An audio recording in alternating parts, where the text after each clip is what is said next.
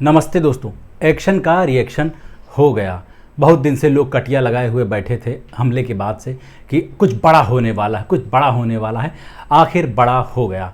प्रधानमंत्री मोदी, रक्षा मंत्री राजनाथ सिंह, एनएसए अजीत डोभाल, तीनों सेनाओं के प्रमुख और बहुत बड़े बड़े लोगों ने एक हाई लेवल की मीटिंग की और म्यूट ऑडियो वाला वीडियो वायरल हुआ। उसके बाद लोगों को लगा कि अब तो पाकिस्तान की ऐसी तैसी हो जाएगी और आतंकियों को मुंहतोड़ जवाब दे दिया जाएगा। लेकिन उस मीटिंग से यह फैसला निकल के आया कि अब देश में जाति जनगणना होनी चाहिए।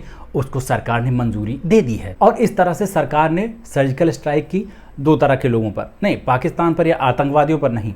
एक तो वो जो जेन्युइनली चाहते थे कि पहलगाम में जो हमला हुआ है उसकी वजह से जो जाने गई हैं उनका बदला लिया जाए और आतंकियों को ढूंढ ढूंढ के मारा जाए और पाकिस्तान को सबक सिखाया जाए। और दूसरे वो लोग भी जो एकदम बाहें चढ़ाए कह रहे थे कि वॉर हो जाना चाहिए, एकदम खून बह ही जाना चाहिए। उन दोनों लोगों के अरमानों पर सर्जिकल स्ट्राइक कर दी सरकार ने। अब ये जाति जनगणना चीज़ क्या है, कास्ट सेंसस क्या है और इससे क्या फ़ायदा होगा, क्या नुकसान होगा, ये तो बाद में बताऊंगा। पहले तो जान लीजिए कि रिएक्शन कैसे आया। अलग अलग टाइप के लोगों का, अलग अलग ग्रुप के लोगों का सोशल मीडिया पर कैसा रिएक्शन आया, कैसे फूट पड़े हैं लोग। सबसे पहले तो सरकार के लोग, सरकार में शामिल लोग और बीजेपी के लोग ऑब्वियसली जिनकी पार्टी है, उन सब के एक सूत्र में ऐसे ही रिएक्शन आए हैं कि परम आदरणीय, प्रातः स्मरणीय, परम पूज्य, शूरों के शूर, वीरों के वीर महान मोदी जी के नेतृत्व में सरकार ने निर्णय लिया है कि जातिगत जनगणना अब देश में हो जाएगी। आज 30 अप्रैल 2025 को कैबिनेट ने एक बहुत ही महत्वपूर्ण फैसला लिया कि अगली जनगणना में जातीय जनगणना भी शामिल रहेगी। सबके लगभग यही रिएक्शन आए हैं और इन लोगों के ही रिएक्शन एक साल पहले के भी वायरल हो रहे हैं, जब इसके बारे में संसद में चर्चा होती थी और जो विपक्ष था वो कह रहा था जनगणना होनी चाहिए, तो ये लोग बहुत भयंकर तेज़ी से अपोज कर रहे थे। कोई इसको तालिबानी वाला मामला बता रहा था, कोई कह रहा था कि बटेंगे तो कटेंगे और बहुत तरह की बातें हो रही थी। लेकिन अब अचानक से वही फैसला मास्टर स्ट्रोक हो गया है। एकदम यू टर्न मार के अब उसको मास्टर स्ट्रोक बताया जा रहा है, जिसका उल्टा एक साल पहले मास्टर स्ट्रोक बताया जा रहा था। कोई कुछ नहीं बोलता। तो भाई साहब, पॉलिटिकल पार्टी में रहने का और सरकार में रहने का ये नुकसान तो होता ही है। कल तक जो हमारा नेता इधर उधर की बातें कर रहा था, आज उधर की बातें कर रहा है, तो उसको डिफेंड करना पड़ेगा। वो तो खैर पॉलिटिक्स में शामिल लोग हैं, उनका तो कर्तव्य है करना। उनसे बुरा हाल हुआ आईटी सेल वालों का, जो कि पैसे लेकर काम करते हैं गवर्नमेंट के लिए। ऑब्वियसली वो लोग बहुत ज़्यादा डिफेंड करने के मोड में आ गए कि फलाने ने किया है तो कुछ सोच के ही किया होगा, और शेर 2 कदम आगे पीछे जाता है तो इसका मतलब कि 4 कदम आगे जाने वाला है और इसी की आड़ में पता नहीं क्या क्या होने वाला है। वो तरह तरह से अपने आप को दिलासाएं दे रहे थे, लोगों को दिलासाएं दे रहे थे, नहीं नहीं नहीं, तुम लोगों को बिल्कुल भी माहौल नहीं बनाना है गवर्नमेंट के खिलाफ। वो जो कर रहे हैं बहुत सोच समझ के कर रहे हैं। तो ऐसा रिएक्शन बहुत सारे आईटी सेल वालों की तरफ से आ रहा था, जो गवर्नमेंट की तरफ वाला आईटी सेल है। और लेकिन सबसे ज़्यादा, उससे भी ज़्यादा, मतलब सबसे गंदा घिनौना हाल जो हुआ ना, वो उन लोगों के साथ हुआ जो ना इधर में है ना उधर में, जिनकी ना गवर्नमेंट सुनती है ना जिनकी आईटी सेल वाले सुनते हैं। उनका छुटभैया नेता भी नहीं सुनता, चौराहे पर पान की दुकान वाला उनको फ्री में माचिस नहीं देता, कुछ भी नहीं हो पाता। लेकिन वो भी बैटिंग करते रहते, गवर्नमेंट के पक्ष में माहौल बनाते रहते हैं और बाकी अब्दुल गुट का भी टाइट करने के चक्कर में, कभी पाकिस्तान को टाइट करने के चक्कर में पड़े रहते हैं। उनके अरमानों पर तो बुरी तरह पानी फिर गया। वो तो बेचारे सोच ही नहीं पा रहे हैं कि इसको डिफेंड करना है या इससे ऑफेंड होना है। This is not fair, Modi ji, आपको नहीं सपोर्ट करें क्या हम? और इसमें अफसोस की बात यह है कि ज़्यादातर सवर्ण लोग ही हैं, क्योंकि ऑब्वियसली इससे नुकसान भी सबसे ज़्यादा उनका ही होगा। तो वो तो उनका तो चौतरफा वार हो गया, उनकी तो दुनिया ही लुट गई है। एक तो गवर्नमेंट ने, जिसका वो सपोर्ट कर रहे थे, उसने उनके पैर में कुल्हाड़ी मार दी, और दूसरी तरफ इनका नुकसान भी हो सकता है सरकारी नौकरियों में और जो फ़ायदे मिलने वाले हैं एग्ज़ाम्स वगैरह में, हर जगह। तो भाई उनका बुरा लगना समझ में आता भी है। इनका सबसे ज़्यादा बुरा हाल हुआ। अब जो विपक्ष में बैठे हुए लोग हैं उनका भी रिएक्शन आया है इस पर। उनकी तो जीत हो गई है। कांग्रेस के लोग, समाजवादी पार्टी के लोग, आरजेडी के लोग सब बता रहे हैं कि ये जो है हमारी जीत हुई है। कांग्रेस वाले तो खास तौर से उनका राहुल गांधी का भाषण बार बार चला रहे हैं कि इसी सदन से जाति जनगणना हम करवा के दिखाएंगे। जितना मेरा आप लोग इंसल्ट करना चाहते हैं आप खुशी से करिए, आप रोज करिए, मगर एक बात मत भूलिए, जाति जनगणना को हम यहाँ पास करके दिखाएंगे। तो सबसे ज़्यादा खुश जो है विपक्ष है। और ऐसा लग रहा है कि सरकार भले उनकी चल रही हो लेकिन काम हमारा हो रहा है। और यही हाल विपक्ष के आईटी सेल का भी है।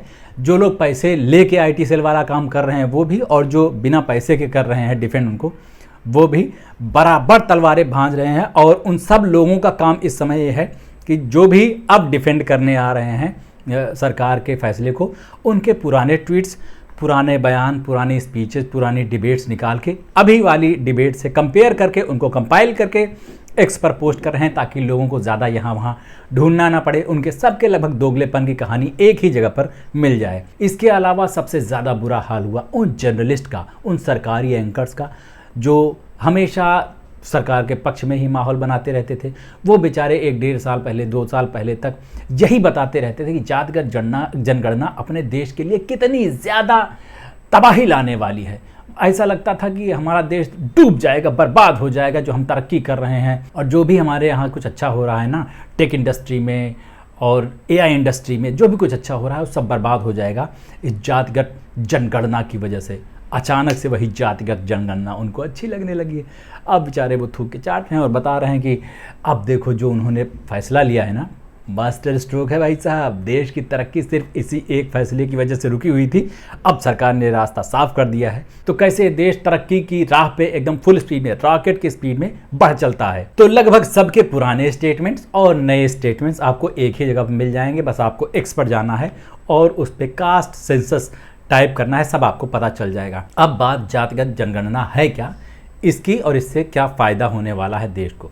इस देश में 1931 में जात के आधार पर जनगणना हुई थी, कास्ट सेंसस हुआ था। उसके बाद से कास्ट सेंसस नहीं हुआ है।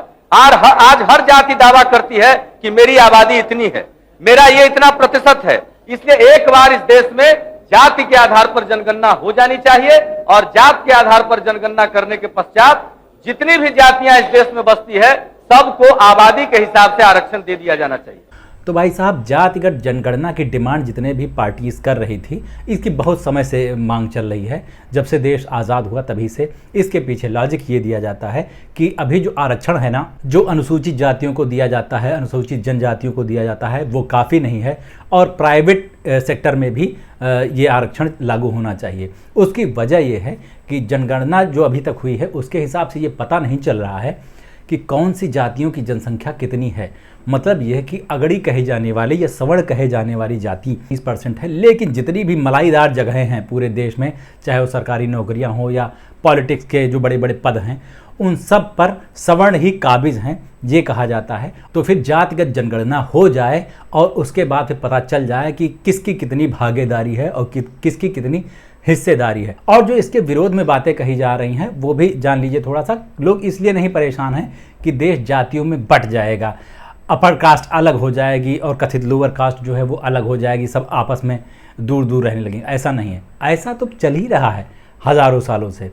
अब बस ये हो जाएगा कि पैसा जो है ना और जो देश में मौके हैं ना, उन पर जो दलित हैं, पिछड़े हैं, उनको ज़्यादा अपना हक मिल पाएगा। लेकिन एक चीज़ और होती है जो सवर्णों का हमेशा तर्क ये होता है कि हज़ारों साल पहले जो हमारे पुरखों ने, हमारे पूर्वजों ने किया है, उसका खामियाजा हम क्यों भुगतें। उसको भूल जाना चाहिए, आपस में सबको मिल जाना चाहिए। लेकिन दो चीज़ों में ऐसा कहने वाले सवर्ण पिछड़ जाते हैं कि वही उसको याद रखना चाहते हैं कि 300 साल पहले औरंगज़ेब ने क्या किया, अकबर ने क्या किया, जहांगीर ने क्या किया, वो सब उसको बहुत अच्छे से याद रखना चाहते हैं। और हज़ारों साल जो दलितों को, पिछड़ों को दबा के रखा गया, वो भुला देने की बात कर रहे हैं। दूसरी चीज़, वो जाति व्यवस्था ख़त्म नहीं करना चाहते हैं। आप आए दिन देखते होंगे ऐसी खबरें कि लंबी चौड़ी मूछ रखने की वजह से दलित को मार दिया गया, घोड़ी चढ़ने पर उसको मार दिया गया, या सवर्णों के इलाके में कोई दलित जाके घर नहीं ले सकता, वहाँ रह नहीं सकता है। इस तरह का डिस्क्रिमिनेशन अभी हमारे आपके सामने हो रहा है। और उसके आधार पर जब ये जातिगत जनगणना हो जाएगी तब और ज़्यादा लोगों को मौके मिलने लगेंगे।